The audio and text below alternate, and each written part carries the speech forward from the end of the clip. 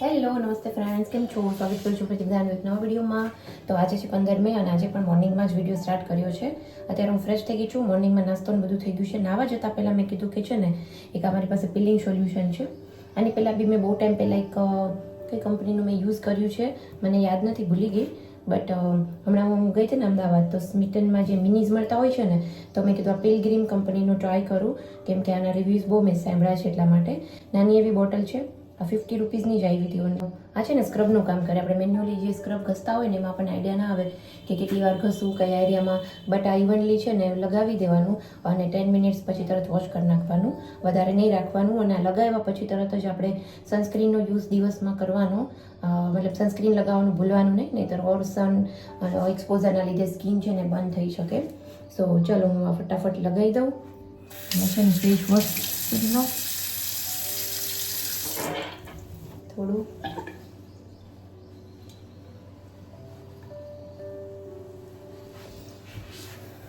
અને આ છે ને આઈઝના એરિયાથી થોડું થોડું દૂર લગાવી દેવાનું. કલર આનો જ એકદમ રેડ કલર છે.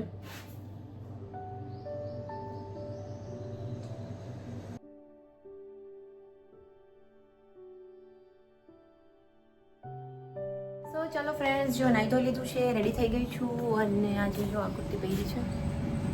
આ કુર્તી હું કહી દઉં મેં વેસ્ટ સાઈડમાંથી લીધી છે. વેસ્ટ સાઈડની જે નોર્મલ બેઝિક કુર્તીઝ આવે છે ને એમાંથી. અને દીવાબત્તી થઈ ગયા છે. અને હવે ભગવાનને મારે કાલે પણ વોશ કરવા હતા પણ નથી થયા, એટલે આજે હમણાં દહીં અને પિતાંબરી લઈ અને અહીંયા બધું રાખ્યું છે. તો ફટાફટ ચાલો ક્લીન કરી નાખીએ. સો મેં છે ને ગણપતિજી અને હનુમાનજી છે બ્રાસના લીધેલા છે, એટલે અમારે અહીંયાનું થોડુંક જે વેધર એવું છે એટલે અમુક ટાઈમે તો સાફ કરવા જ પડે. પણ આ વખતે મારે ઘણો સમય જતો રહ્યો છે, ક્લીન નથી થયા. એટલે મારી પાસે ખાટું દહીં હતું, એટલે મેં થોડી વાર દહીંમાં પલાળીને રાખ્યા છે. અને પછી પિતાંબરીથી ઘસીએ એટલે એકદમ સરસ સાફ થઈ જતા હોય છે. હું હાથેથી જ ક્લીન કરતી હોઉં છું. ને બાકી મેં છે ને એક બ્રશ રાખેલું છે ભગવાનને આવી રીતના ક્લીન કરવા માટે, કે એમાં એકદમ ઝીણી ઝીણી ડિઝાઇન હોય ને ત્યાં સુધી આપણો હાથ ન પહોંચે, તો એના બ્રશિસથી છે ને ક્લીન કરવા થાય. એટલા માટે અત્યારે મને બ્રશ મળ્યું નહીં, એટલે મેં કીધું જવા દો, હાથે જ ક્લીન કરી નાખું. તો જો કેટલા સરસ મસ્ત ચમકવા માંડ્યા હતા. સો ચાલો જો ફ્રેન્ડ્સ, હવે થોડું ઘણું શૂટ કરી લઈએ. જે છે બટેકાનું ટમેટાવાળું રસાવાળું શાક કરવાનું છે. બાકી પુલાવ માટે છે ને આ બે વસ્તુ કરીને રાખી છે. આમાં છે લસણ અને મરચું, અને આમાં છે જો ચોખા પલાળીને રાખ્યા છે.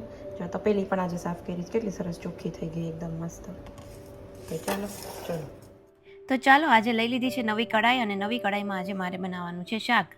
તો હમણાંથી જ્યાં સુધી છે ને આમ એવું કહેવાય ને કે ઘરમાં નવી વસ્તુ આવી હોય ને એટલે યુઝ કરવાનું આમ મજા આવતી હોય છે. જેમ નાના છોકરાઓ કેમ નવા ટોયઝ લીધા હોય એની સાથે રમવા માટે કેટલા ખુશ થતા હોય છે, એમ હવે આપણી લેડીઝનું પણ એવું જ થઈ ગયું છે કે નવા વાસણ લઈએ એટલે એની સાથે કુકિંગ કરવાની કંઈક અલગ મજા આવતી હોય છે. મને તો ઘણી ખુશી થતી હોય છે. તમને એવું થાય છે કે નહીં, કમેન્ટ કરીને જરૂરથી જણાવજો. અને અહીંયા શાક બનાવવા માટે ટમેટા વઘાર્યા છે, બેઝિક મસાલા નાખ્યા છે, હળદર, ચટણી અને ધાણા જીરું, અને બાફેલા બટેટા નાખી દીધા છે. અને સારી રીતે મિક્સ કરી અને રસાવાળું બટેટાનું શાક બનાવવાનું છે, કે જે પૂરી સાથે તો ખાવાની કંઈક અલગ જ મજા હોય. અને એમાં પણ અત્યારે છે કેસર અને રાજાપુરી કેરીનો રસ. અને પહેલાં છે ને અમે લોકો કેસર કેરીનો જ રસ બનાવતા, બટ આ વખતે હું રાજાપુરી લાવી છું ને કેરી, એની સાથે મિક્સ રસ બનાવીએ છીએ ને, તો એટલો સરસ ટેસ્ટી ખાટો મીઠો રસ બને છે ને, જરૂરથી ટ્રાય કરજો. જો તમને પણ બહુ જ મજા આવશે. તો શાકને થોડી વાર અહીંયા ચડવા દઈશું. અને સાથે સાથે મેં બનાવવા માટે તૈયારી કરી લીધી છે પુલાવની. તો પુલાવ હું એકદમ સિમ્પલ આજે બનાવવાની છું. થોડા ઘણા ગરમ મસાલા નાખ્યા છે, જેમાં મરી છે, તજ અને લવિંગ 3 વસ્તુ એડ કરી છે. જીરું નાખ્યું છે તેલમાં, અને હિંગ નાખી અને આ રીતની લાંબી કટ કરેલી ડુંગળી એડ કરી દઈશું. થોડી વાર ચલાવશું. ડુંગળી થોડી કૂક થવા આવે ત્યારે આપણે એની અંદર લસણ અને મરચું મેં વાટેલું છે એ લીધું છે, એ નાખ્યું છે. અને એને પણ સારી રીતે થોડું મિક્સ કરી દઈશું. થોડું એવું બંને ચડી જાય એટલે એમાં વટાણા એડ કરીએ છીએ. આ જ સ્ટેજે જો મેં બટેટા, ફ્લાવર, ટમેટા જે કંઈ વેજીટેબલ્સ નાખવા હોય એ નાખી શકીએ. મારે અહીંયા આજે એકદમ સિમ્પલ જ બનાવવાનો હતો. ડુંગળી અને વટાણા 2 જ વસ્તુ નાખવાની હતી, કેમ કે બટેટાનું શાક બનાવ્યું છે એટલે મેં બટેટા પછી પુલાવમાં એડ નથી કર્યા. ધાણા જીરું અને હળદર નાખી છે. અને મીઠું નાખ્યું છે. પુલાવમાં હું બને ત્યાં સુધી લાલ મરચું એડ નથી કરતી, કેમ કે લસણ અને એની સાથે જે લીલું મરચું હોય છે થોડું તીખાસવાળું લીધું હોય છે, એનાથી જ એમાં તીખાસ આવી જતી હોય છે. બાકી ભાત જે પલાળીને રાખ્યા છે, અહીંયા મેં જીરાસા રાઈસ જ લીધા છે, બાસમતી રાઈસ નથી લીધા. આ જીરાસા રાઈસ પણ સરસ છૂટા થતા હોય છે. જો તો આગળ તમે વિડીયોમાં જોજો, બહુ જ સરસ પુલાવ બન્યો હતો. અને પલાળેલા જે ભાત છે એ નાખી દીધા છે, સાથે થોડું પાણી એડ કર્યું છે. બહુ પાણી વધારે એડ નહીં કરવાનું, નહીંતર ખીચડી જેવા બની જતા હોય છે. અને લીંબુ લાસ્ટમાં એડ કરી અને ઓનલી 2 જ સીટી આવવા દીધી છે. 2 સીટી આવે એટલે તરત જ ગેસની ફ્લેમ છે બંધ કરી દેવાની. શાક, પુલાવ, રોટલી બની ગઈ છે, રસ પણ કેરીનો નીકળી ગયો છે અને બનાવવાની છે હવે પૂરી. આજે મેં કીધું કે રાતે તો બહાર જમવા જવાનું છે, એટલે એમ પણ આજે અનહેલ્ધી ખાવાનું જ છે. તો આજે હું રસ ખાઈશ. આ સિઝનનો પહેલો રસ ખાઈશ. પણ અને કેસર અને રાજાપુરીનો રસ બહુ જ સરસ લાગ્યો. કાલે મેં બનાવ્યો હતો ને તો મારા હસબન્ડને બહુ જ ભાવ્યો હતો, એટલે આજે ફરી પાછો એ જ બનાવ્યો છે. તો પૂરી સાથે બટેટાનું શાક હોય અને કેરીનો રસ હોય તો કંઈક અલગ જ મજા પડી જાય. હેલો ફ્રેન્ડ્સ, તો જો રસોઈ બની ગઈ છે, પાછળ બધું જ કમ્પ્લીટ રેડી છે. અને મેં વાત કરી કે નથી કરી મને ખબર નથી, બટ આજે પ્રહાનનો બર્થડે છે અને સાથે મારા હસબન્ડનો પણ બર્થડે છે. બંનેનો બર્થડે સેમ ડેના આવે છે, 15 મેના. અને જો મસ્ત આજે જમવાનું બનાવ્યું છે અને રાતે આજે જમવા બહાર જવાનું છે, એટલે મેં કીધું કે શું કહેવાય કે આજે અનહેલ્ધી બધું થોડું થોડું ખાવાનું જ છે. તો કેમના બપોરે પણ મને થોડીક ભાવતી વસ્તુ ખાઈ લઈએ. ઘણા દિવસથી મેં રસ નથી ખાધો અને રસની સાથે મને પૂરી, લાલ પૂરી જે આવે ને તળેલી, એ એટલી ભાવે ને. બટ કંટ્રોલ હું ઘણો રાખું. કોઈક ને કોઈક આવતું હોય ને ત્યારે જ પૂરી બનાવું.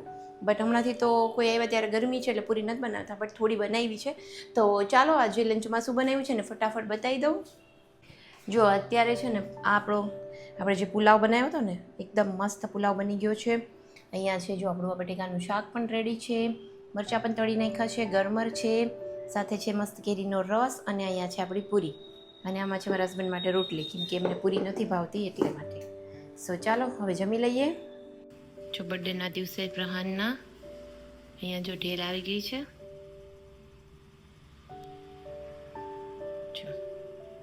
હેપી બર્થડે કહેવાય, તને બર્થડે વિશ કરવા આવ્યા. સો ચાલો જો દિશાલી આવી ગઈ છે અને પ્રહાન માટે મસ્ત મજાનું જો આ ગિફ્ટ લઈને આવી છે. Happy birthday Prahan. ચલો પ્રહાન ખોલો. હા ખોલ ચલ. વાહ શું છે? અરે વાહ, વેજ સોર ગમી ડ્રોપ્સ, સાવર ગમી ડ્રોપ્સ. અને પછી આ શું છે? મોગું મોગું કે કોકો મોકો? ચાલો ફ્રેન્ડ્સ, જો હું રેડી થઈ ગઈ છું અને ઓલમોસ્ટ 8:30 વાગ્યા છે. જો બતાવો આખો ડ્રેસ. જો આવડો છે સિમ્પલ સેમ કલરનું છે ઉપર નીચે. આ મેં વેસ્ટ સાઈડમાંથી લીધો છે. અને આની સાથે જે દુપટ્ટો આવ્યો છે ને એને મને ડિજિટલ પ્રિન્ટ છે એટલે મને નથી ગમતો બિલકુલ. મેં ખાલી ડ્રેસ માટે જ આ લીધેલો છે, કેમ કે આની ઉપર અલગ અલગ દુપટ્ટાસ છે ને એ નાખવા થાય. અને બસ જો આની સાથે એક સિમ્પલ વોચ પેર કરી છે. બાકી રૂટીન જે કંઈ બી રેડી થતા હોય એ જ હોય છે ને. જો મારી પાસે 2 દુપટ્ટા છે, એક આ છે પણ આનો છે ને બહુ જ પેલો મોટો છે. જો બહુ મોટો દુપટ્ટો લાગે. જો કલર ઇઝ ગુડ, બટ થોડુંક મને છે ને અત્યારે વધારે લાગે છે બર્થડે માટે. અને એક છે ને મારી પાસે અજરખનો છે, આ ટૂંકો છે થોડો.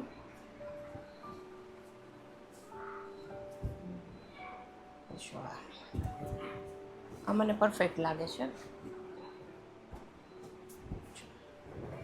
એની સાથે એમાં ટેશલ્સ છે મરૂન કલરના. અને આમ છે ને દુપટ્ટા વગર સાવ ન ગમે. બાકી છે ને આનું નેક થોડું આમ હાઈ છે, દુપટ્ટા વગર એ સારું લાગે એવું છે. બટ થોડું આમ અધૂરું લાગે દુપટ્ટા વગર. એટલે જો ખાસ મોસ્ટલી તો હું આ જ પહેર કરીશ આમ આવી રીતના, વિથ માય ન્યૂ વોચ. સો ચલો ઓલમોસ્ટ રેડી છીએ. હેર એક હું બાંધી લઈશ.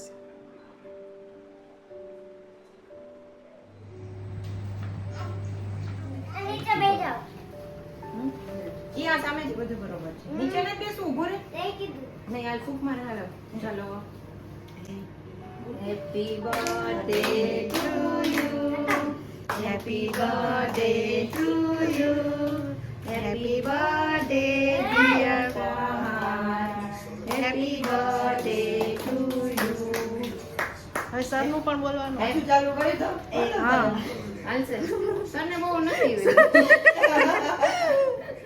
હાલજે મને કાપુ આ તારા માટે જ તમે બે થઈને કાપો લ્યો કાપુ પપ્પા કાપવા લાગે ને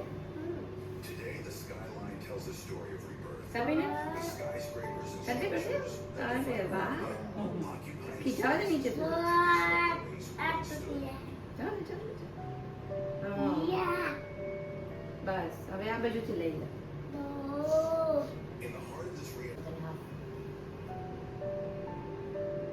બાટલી કોને ખવડાવીશ મમ્મી પેલા તું કોને ખવડાવીશ મમ્મી પપ્પાને પપ્પાને ખવડાવ એનો બર્થડે છે પપ્પાની એટલે તે ખવડાવ એ હું તમને બેને ખવડાવ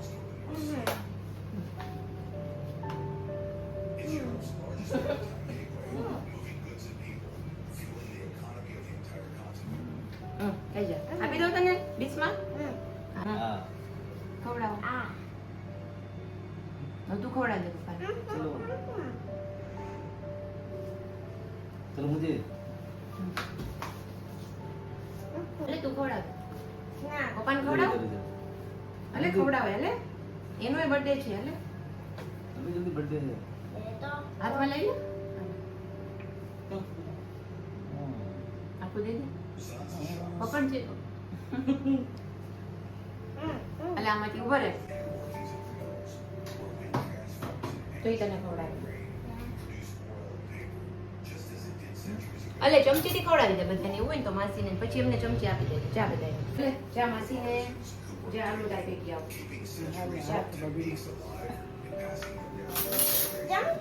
હા પછી બીજું આમાંથી દઈશું ને એટલે અહીંયા લે ના તું ખાઈ લે પેલી થોડીક થોડીક ખાવાય દીકો લે બધાય આપે આજે થોડીક ખાઈ લે હા એટલે હવે આ નિરલ દીદીને આપી દે અલે અહીંયા આવલા માસીને નીસા માસીને થોડા જરા હાલે લે મારો દીકરો ઓભો ને તમે ખાલી રાખીએ આ હવે તું ખવડાવ તું ખવડાવ માસીને ચમચી થી ખવડાવ ઓભો મારો દીકરો લઈ લ્યો માસી ના ના બસ બસ કે દાદા હું થોડું પ્રમાણ થોડું ખવાય દીકા એવું ન કરે છો કોઈ નહીં કરાવવા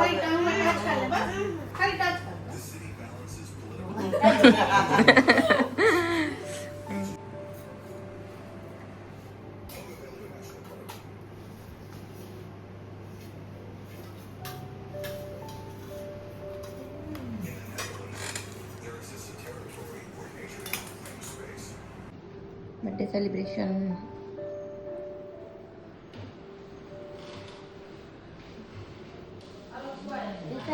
ના બીજું ક્યાં બે માં આ એક બે મારા બે તારા